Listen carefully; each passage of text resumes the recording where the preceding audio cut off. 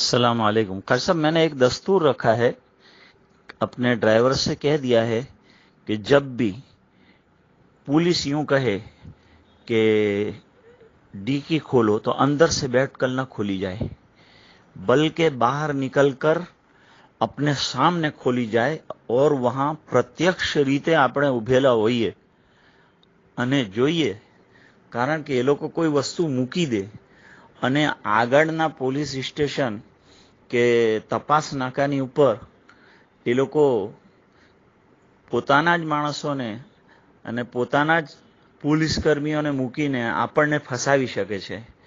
આજે આ વસ્તુ ખૂબ જ આમ થઈ ગઈ છે।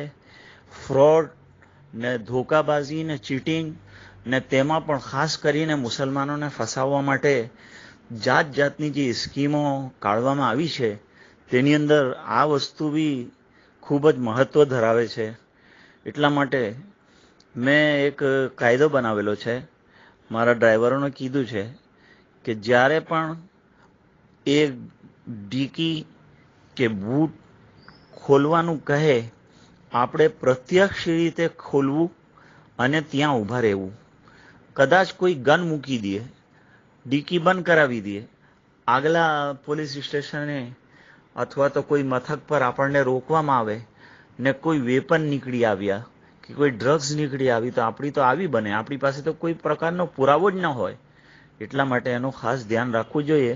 સારું કીધું, આજે આપે એના વિશે મને મેસેજ મોકલ્યો છે, તો શુક્રિયા તેના માટે। અને લોકોને પર ફોરવર્ડ કરવાની જરૂરત છે અને ખૂબ જ એ વિશે જાગૃત રહેવાની પણ જરૂરત છે, એવો મારો પર્સનલી ધ્યેય છે અને ઓપિનિયન છે। આશા છે કે લોકો એના પર, ખાસ તौरથી મુસ્લિમ કોમ્યુનિટી એના ઉપર ખૂબ જ વિચાર કરે અને એનું ધ્યાન રાખે, સફર અને પ્રવાસના દરમિયાન એનો ખાસ ખ્યાલ રાખે। અસ્સલામુ અલૈકુમ।